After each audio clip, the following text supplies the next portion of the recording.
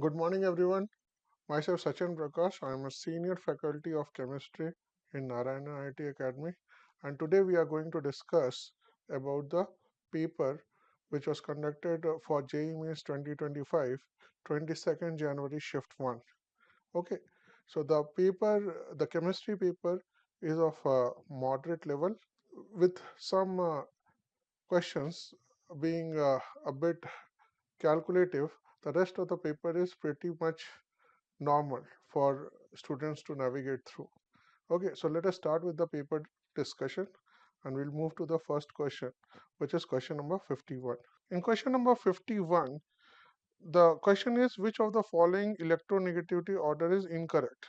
Now, the answer will be option 3 because from left to right, okay, the electronegativity order increases.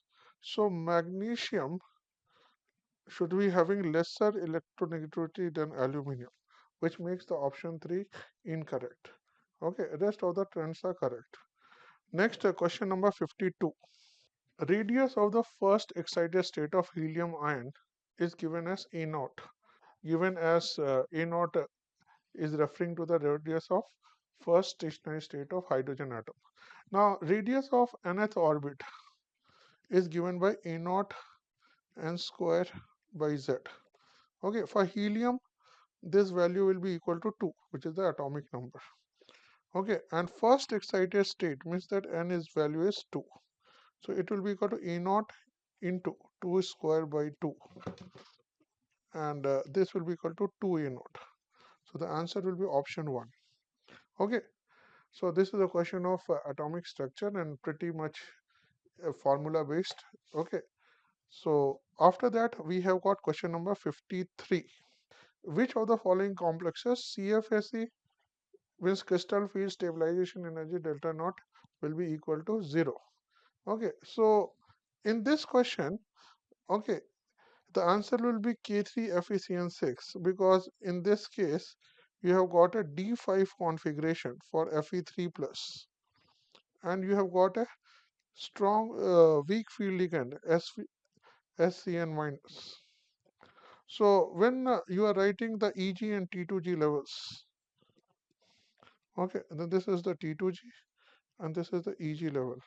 So the D5 configuration will come out to be 1, 2, 3, 4, and 5 because with weak field ligand the electrons will be promoted from T2G to EG after the third electron. So if I are calculating the CFSE value, then it will be equal to number of electrons in the T2G orbitals. Now T2G orbitals have minus of 0.4 delta naught energy per electron, while EG value electrons will have plus of 0.6 delta naught per electron. So it will be number of EG electrons, which is 2 into 0.6 delta naught minus number of T2G electrons, which is 3 into minus of 0.4 delta naught. This value will come out to be 0. Okay, if you do calculations in other cases like K4FeCN6, okay, the values will not come out to be equal. In case of K4FeCN6, okay, it has got Fe2 plus ion, which is a D6 configuration, and with strong field ligand, which is Cn minus. Okay, it will have T2G6. Okay, which will not be equal to 0. It will be something like minus 1.2 delta naught. Similar things will be there in case of option 3 and option 4. So only option 1, the CFSE will come out to be 0. Okay, next moving to question number 54. A liquid when kept inside a thermally insulated closed vessel at 25 degrees centigrade was mechanically stirred from outside. What will be the correct options for the following thermodynamic parameters? Okay, so when thermally insulated vessel is there, this means that Q value is equal to 0. And from the first law of thermodynamics, we can say that delta U will be equal to Q plus W and Q will be equal to 0. So This gives us that for this system, delta U will be equal to W. Now W here is positive. Why? Because we are we are doing work on the system. Okay, so W will be positive, and if W is positive, then delta U will also be positive. So the option will be that delta U should be greater than 0, Q should be equal to 0, and W should be greater than 0. So that will mean that the option 2 will be the correct option. Next, question number 55. So this brings us to question number 55. They are asking the incorrect statements regarding geometrical isomerism. Option A, propene shows geometrical isomerism. Now propene structure is something like this. So one of the sp2 atoms are connected to two hydrogen atoms, and if identical groups are connected to sp2 carbon of a double bond, then it will not show geometrical isomerism. So option A is incorrect. This brings to option B. Trans isomer has identical groups on both sides of the on the opposite sides of the double bond. So this is a trans isomer. Let us say we take trans 2-butene.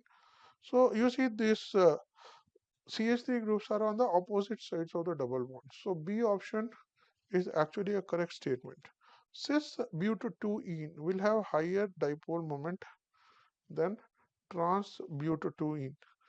Now this is trans butene. Cis butene will be something like this. Now in this case, the dipole moment vectors will be like this, and they will be cancelling out each other. So in case of trans isomer, mu will be equal to 0, while in case of cis isomer, the dipole moment vectors will be aligned along these directions. Okay, so in this case, mu will be greater than 0. Okay, so cis will have cis isomer will have higher dipole moment than trans isomer in case of butene. So this is a correct statement. Now, 2-methyl-butene shows two geometrical isomers. Now, if we draw 2-methyl-butene, it will look something like this. Again, in this case, there are two CH3 groups which are connected to sp2, same sp2 carbon. So this double bond will not show geometrical isomerism. Okay, so this is an incorrect statement. Option E, trans isomer has lower melting point than cis isomer. Now, trans isomer is more symmetrical. So the packing of the molecules will be more efficient in case of trans isomers. So melting point should be actually higher in case of trans isomer compared to the cis isomer. So in case of trans isomer, like this one, there will be something called a center of symmetry, which makes the molecule highly symmetrical and hence increases the melting point. So trans isomer should have higher melting point than the cis isomer. So option E is also incorrect. So A, D, and E are incorrect. So the correct answer is option 4. This brings to question number 56. Arrange the solutions in the order of increasing boiling points.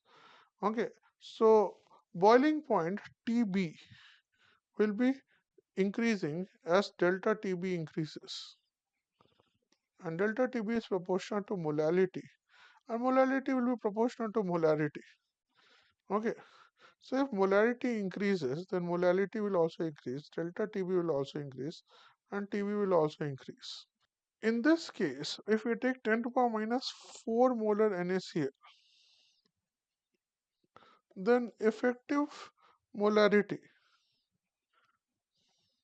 will be I into 10 to the power minus 4, and here the value of I will be equal to 2. So it will be 2 into 10 to the power minus 4 molar. The more is the number of particles, higher will be the colligative properties. So in second case, when you are having 10 to the power minus 4 molar urea, then the effect is I value is 1 only. So M effective will be equal to 10 to the power minus 4 only. In case of option 3, you got 10 to the power minus 3 molar NaCl. Again for this, M effective will be 2 into 10 to the power minus 3 because I value is equal to 2. In this case, I value is equal to 1. In last case, which is 10 to the power minus 2 molar NaCl, again I value is equal to 2. So effective molarity will be 2 into 10 to the power minus 2. So in fourth option, the concentration is highest. Okay. So the delta TB will be highest and hence the boiling point will be highest.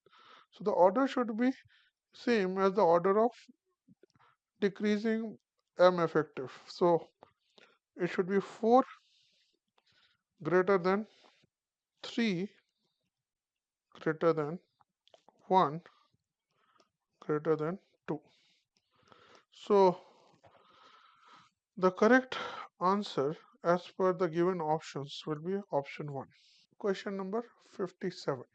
Given below are two statements. Statement 1, 1 mole of propine reacts with excess of sodium to release or liberate half a mole of hydrogen gas. Okay, so propine is something like CH3, 1 minute, CH3, C triple bond CH. So when it reacts with sodium, sodium will give electrons and electrons will, you know, get absorbed by the acidic hydrogen because there is a delta plus and delta minus here. And you'll be getting CH3 C triple bond C minus plus H dot, which will combine with another H dot to give H2 gas. Okay, so if you take 2 moles of propane, then you'll be having 2 moles of Na, then you'll have 2 moles of this, 2 H dot, and okay, this is not working. 57, we have to repeat. Okay. Okay. Question number 57. 1 mole of propine reacts with excess of sodium to liberate half a mole of hydrogen gas. Now the equation is like CH3 C triple bond CH plus Na. The reaction will give CH3 C triple bond C minus Na plus half a mole of H2 gas. So this is a correct statement. Statement 1 is correct. Now statement 2, 4 grams of propine reacts with NaNH2 to liberate NH3, which occupies 22.4 ml at STP. Now propine, the second equation will be CH3 C triple bond CH plus NaNH2. This will give CH3 C triple bond C minus Na plus NH3 gas, and this NH3 gas will be liberated. Now, if you see the molar mass of propine, it will be like this part is 15, this part is 24, and this is 1. So total molar mass is 40. Now, so if you are taking 4 grams, this will be 0.1 mole of propane. So 1 mole is giving 1 mole, so 0.1 mole will give 0.1 mole of NH3. Okay, this if at we want to calculate at STP, it will be into 22.4 liters, and this will be like 2.24 liters. Well, the given is option is 224 ml. So this is at STP, which is not correct. So statement 2 is incorrect. So the option should be that statement 1 is correct, but statement 2 is incorrect. So the correct option will be option A or option 1. Okay, after this we have got question number 58. A solution of aluminium chloride is electrolyzed for 30 minutes using current of 2 amperes. The amount of aluminium deposited at cathode. So, you see, first we need to calculate the charge. Q will be equal to I into T. That will be equal to 2 into 30. And this should be in, time should be in seconds, so into 60. and we need to calculate to convert it into Faradays. So divide 96,500. This will be the number of Faradays of charge. So if you so 6 3 to 18 to the 36 by 96 965 Faradays. Now the equation is Al3 plus 3 electrons giving aluminium. So 3 moles of electrons will give 1 mole of aluminium, which is equivalent to 27 grams of aluminium. Now 3 moles of electron will be equal to 3 Faradays.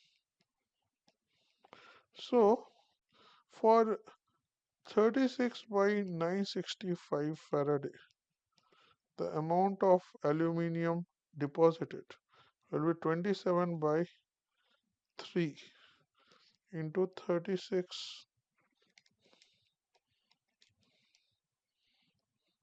by 965.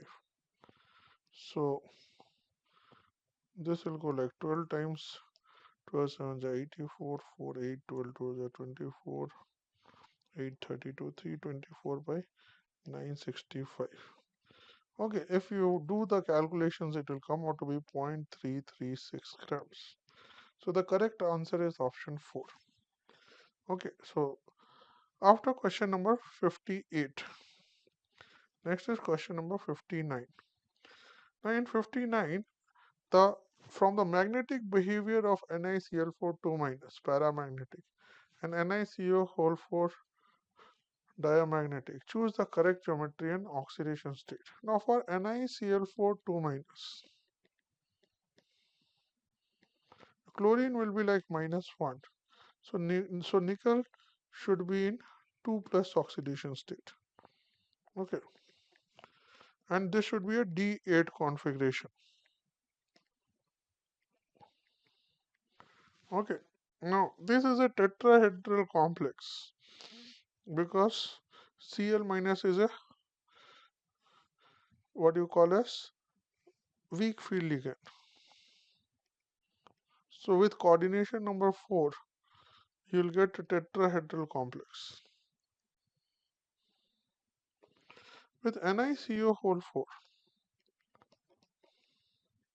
Now carbonyl group is having 0 charge, so nickel will also have 0 charge. So you have basically got nickel neutral, which is 4s2 3d8. But CO is a strong field ligand. Carbon monoxide is a strong field ligand. So forced pairing will take place. This will become 3d10. If that is happening, the coordination number 4 again has to be satisfied by sp3 hybridization because there are no inner d orbitals which are vacant for giving a dsp2 type of hybridization. So in this case also it will be a tetrahedral hybridization only. Okay, so the correct option should be NiCl4 2 minus tetrahedral and NiCO whole 4 also tetrahedral. So 59 option should be option 4. Okay, next is question number 60. Now this is an easy one. Which of the following acids is an vitamin? So it should be ascorbic acid, which is basically vitamin C. Okay. And aspartic acid is an amino acid. Adipic acid is a dicarboxylic acid. Okay. Saccharic acid we will be getting from glucose. So only ascorbic acid is vitamin, which is vitamin C. Next is question number 61. Now, in question number 61, the products formed in the following reaction sequence are. Okay, so first step is reaction with bromine acetic acid. So let us start with the given reactant, which is this, with bromine acetic acid. Okay, now this is already a deactivated ring, so only monobromination will take place, and that too at meta position with respect to the electron withdrawing group. because NO2 is a meta directing group. Then with SnSCl, which is metal acid reduction, NO2 will be converted into NH2. Then there is a classical case of NaNO2 plus HCl, which combination gives HNO2, and HNO2 combines with NH2 to give N2 plus. Sorry, this is bromine.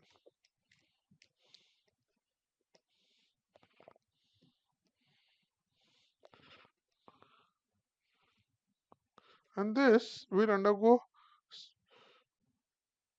reaction with C2H5OH. Now C2H5OH in this case will be acting as a reducing agent, and in that case it will get converted into CH3CHO, and the H minus ion, which is the least, will reduce N2 to plus to hydrogen. So the final product will correspond to something like this.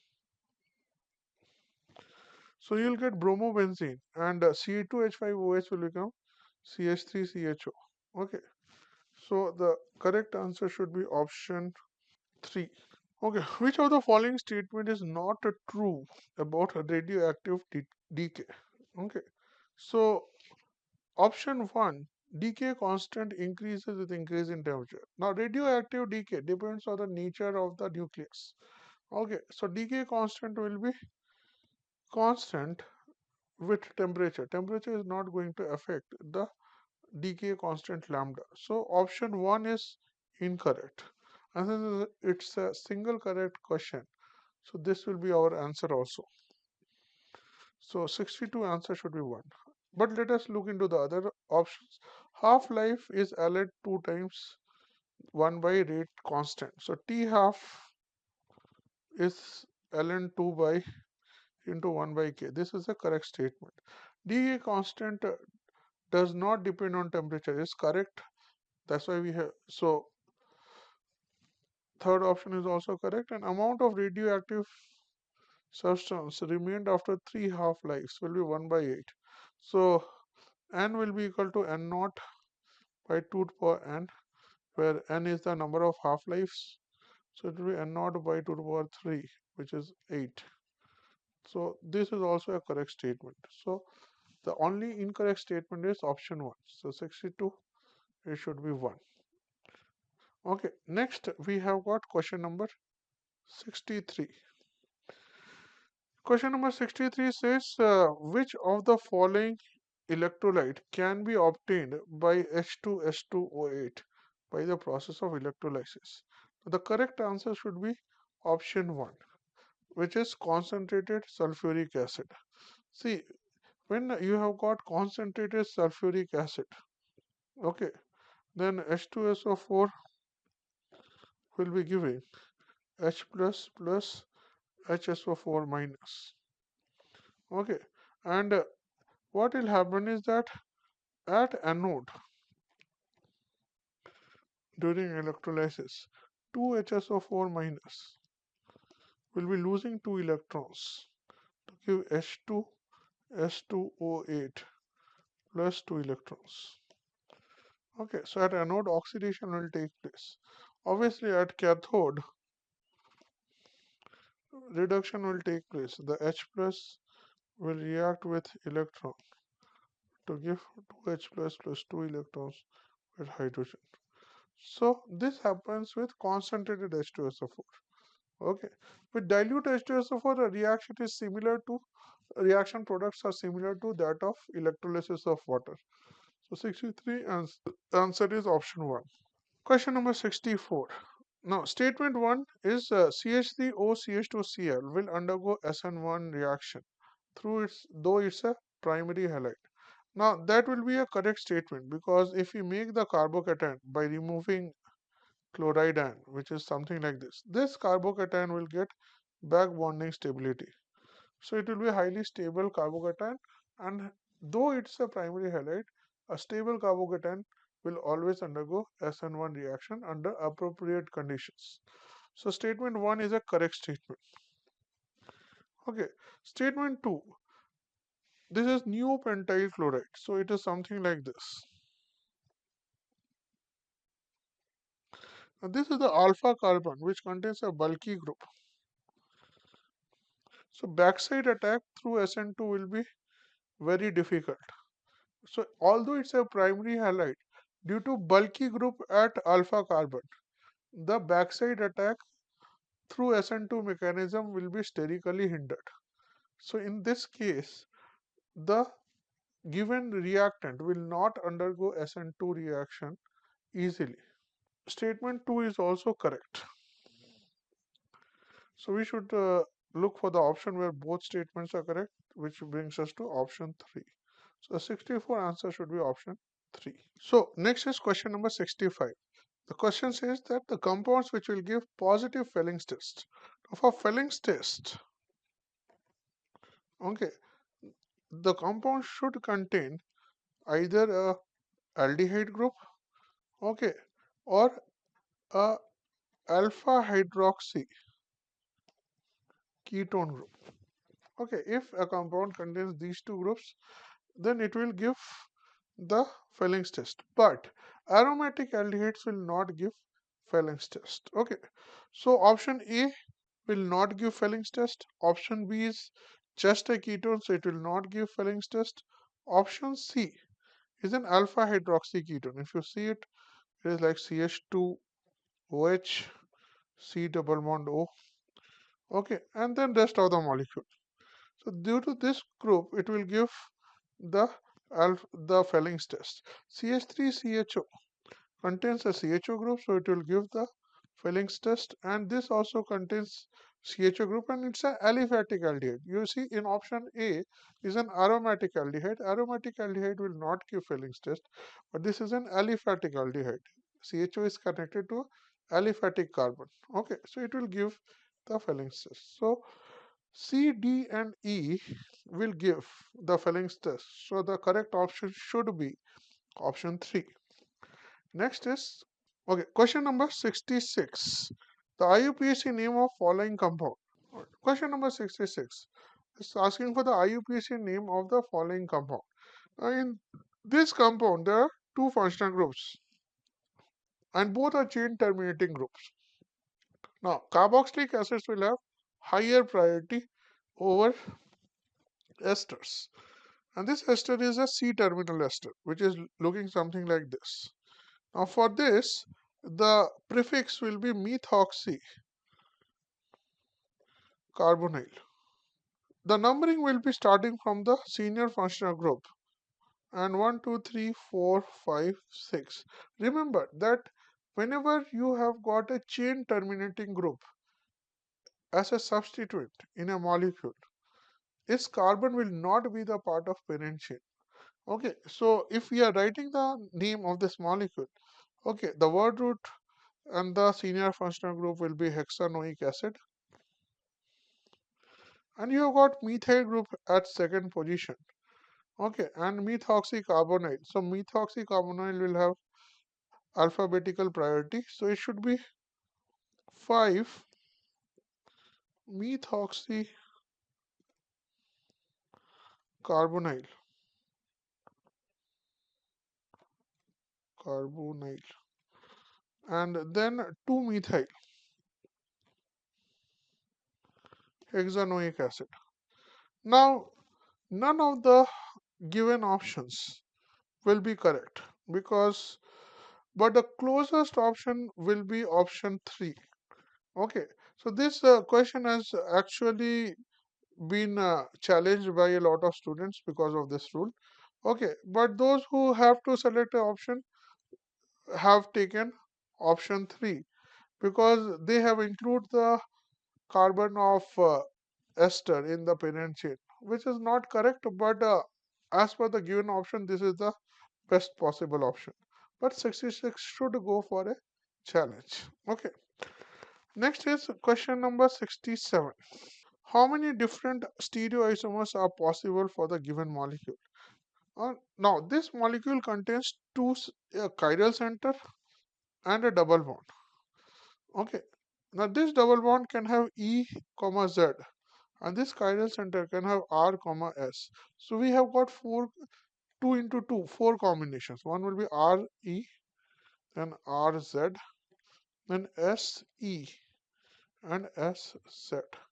So total 4 stereoisomers will be possible. Correct option will be option 2. Question number 68. A vessel at 1000 Kelvin contains CO2 with pressure of 0.5 atm. Some of CO2 is converted into CO on addition of graphite. If total pressure is 0.8 atm, then find the Kp value. So let us write the equilibrium equation. CO2 plus carbon is giving 2CO. Okay, we should write the states also. This is gaseous, this is solid, and this is gaseous. Initially, the pressure is 0.5 for CO2. This will not have any pressure, and this will have zero pressure initially. Equilibrium, let us say 0.5 minus P, and this will be 2P. So P total at equilibrium will be 0.5 minus P plus 2P. It will be 0.5 plus P, and that will be equal to 0.8. So value of P will be equal to 0.3. So this value will be 0.2, and this value will be 0.6. Okay, so Kp will be equal to pressure of CO square by pressure of CO2, 0.6 square by 0.2.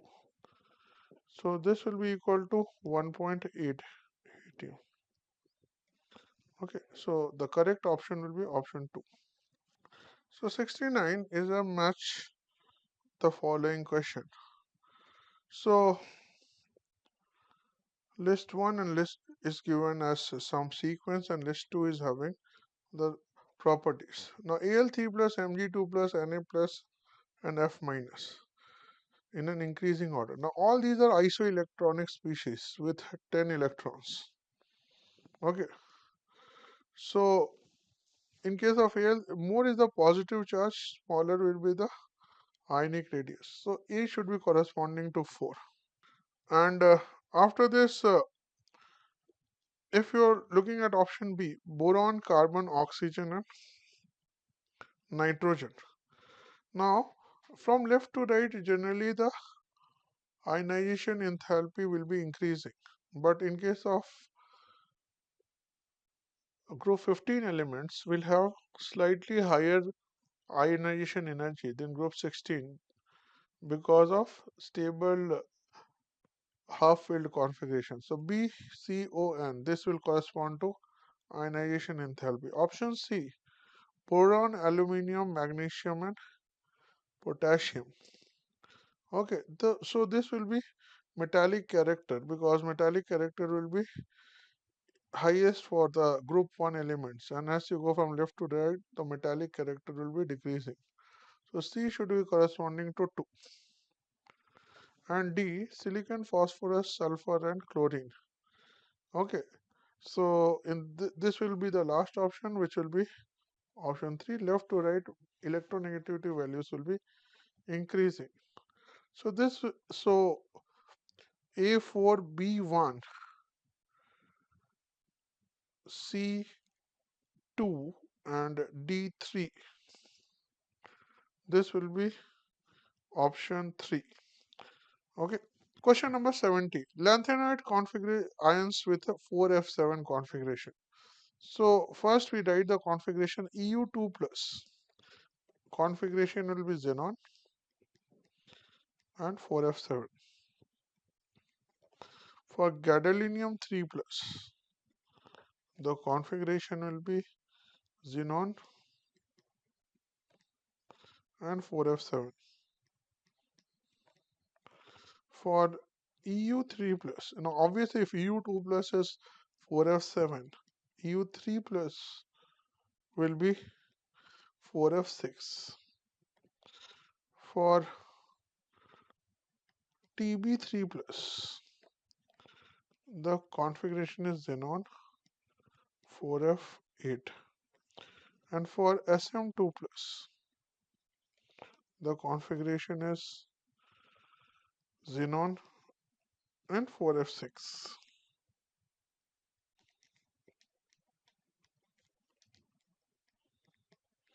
So only EU2 plus and GD3 plus will be having 4f7 half-filled configurations. So the correct answer should be option A and B. So it is option 2. Okay, so this concludes our single correct questions part. Next we will be moving to the numerical part. Okay, so next is question number 71. In Carrier's method for estimation of halogens, 180 mg of organic compound produces 143.5 mg of AgCl. Find the percentage chlorine in the given compound. Okay, now what will be the moles of chlorine should be equal to moles of AgCl. Okay, the moles of chlorine will be weight of chlorine, which is okay by 35.5, and moles of AgCl will be weight of AgCl by molar mass of AgCl, which is 143.5. Now, if weight of Cl is in milligrams, the weight of Cl can be written as 35.5 by 143.5 into weight of AgCl. And percentage chlorine will be equal to weight of chlorine by weight of compound into 100. So that will be equal to weight of chlorine will be 35.5 by 143.5 into weight of AgCl is given to be 143.5 mg by weight of compound is given to be 180 mg. So mg units will cancel out into 100. Now this will cancel out, and this will be like 355 by 18. This will be close to 20. Okay, since it's a numerical value integer, okay, then actual answer will be something like 19.72. You can approximate it to be 20. So 71 answer should be 20%. Okay, next is question number 72. We have a reaction which is A giving B, for which some K value will be there. And we can write this K as A e to the power minus Ea by RT, which is my Arrhenius equation. Now it is given that the temperature is 1000 Kelvin, activation energy is 191.48 kilojoule per mole, and the frequency factor is 10 to the power 20. Now the time required for 50% molecules to become to be converted from A to B, there is the T half. So we can write this as ln of K is equal to ln of A minus Ea by RT. Now ln of K will be 2.3 log of K.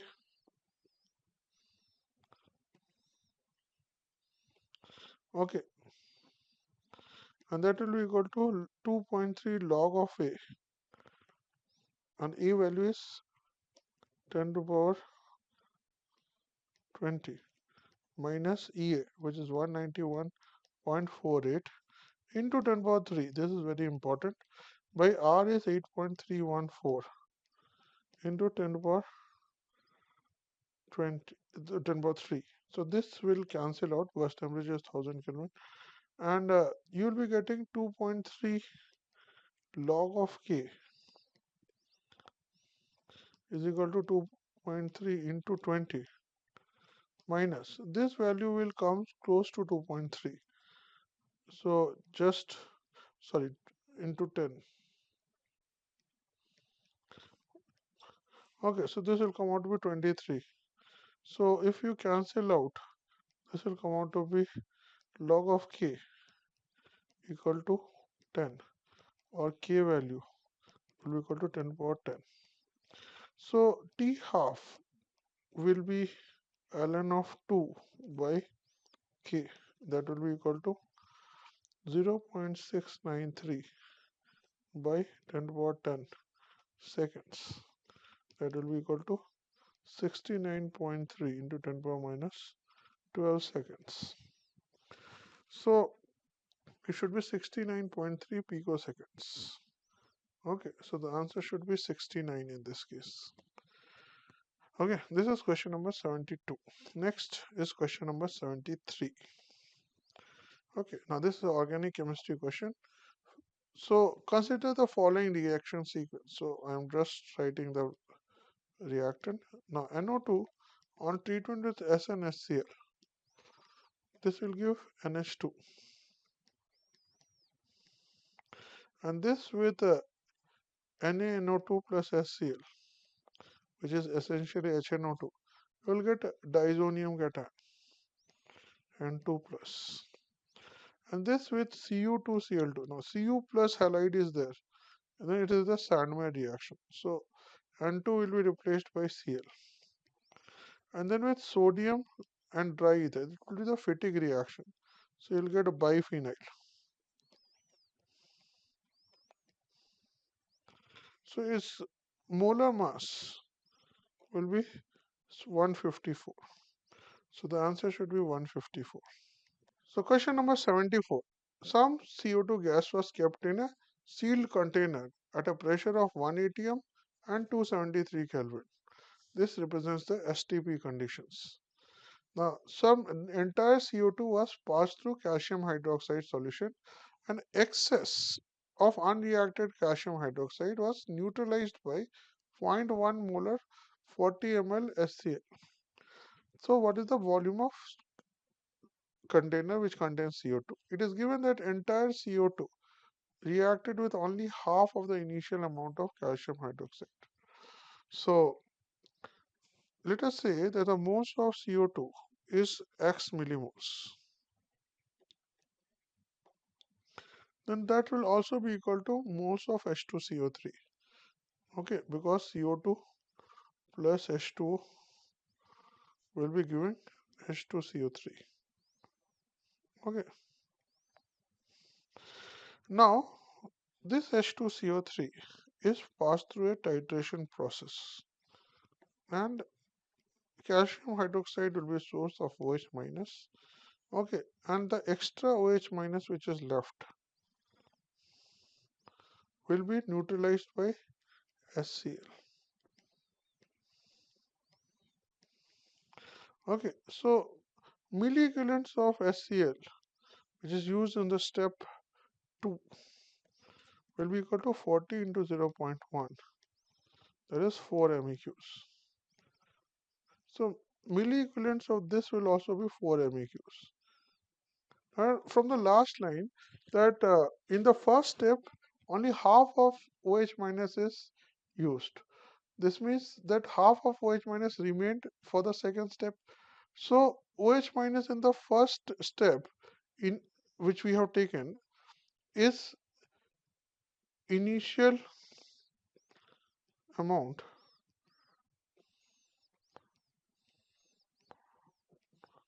should be equal to 4 MEQs into 2. Okay, so this will be equal to 8 MEQs. So milliequivalents of OH minus used in the first step will be 8 minus 4, because 4 MEQs are used in the second step, and this will be equal to milliequivalents of H2CO3. So H2CO3 milliequivalents will be 4. So an N factor of H2CO3 is 2. So millimoles of H2CO3 will be 2. So if H2CO3 is 2 millimoles, then NCO2 is also 2 millimoles. Okay. Now you see that if moles of CO2 is 2 millimoles, then volume of CO2 will be 2 into 10 to the power minus 3 moles into molar volume, which is 22,000.4 into 10 power 3 ml. So this will be 44.8 ml. And if we approximate it to the nearest integer, it will be 45. So this is question number 74. Okay. Now next is question number 75. The number of molecules slash ions that show linear geometry among the following is. Okay, so they are just asking for which of them are linear molecules. So SO2 is a bent molecule. Okay, BeCl2 is linear. It is having sp hybridization. CO2 is again linear because central atom is having sp hybridization. N3 minus will be something like this. N double bond N double bond N. This will be plus. This will be minus, and this will be minus. So this is again linear. NO2 will be bent. Okay, and this will be plus charge. Okay, so NO2 is not linear. Then you have got OF2. OF2 is again bent with central atom having sp3 hybridization. XeF2 is having sp3d hybridization, but it will have three lone pairs in equatorial plane. So it is linear. So XeF2 will come. NO2 plus will have a linear shape because of structure like this. I3 minus is just like XeF2. Okay, having three lone pairs in equatorial position, and the center hybridization is sp3d. Okay, so this is linear. Ozone is a bent molecule again because of this type of shape. The central atom is sp2 hybridized. So total 6 should be the answer. So this concludes our discussion on 22 January shift 1 paper of chemistry. Thank you everyone. I hope you got benefited from this paper discussion. Okay.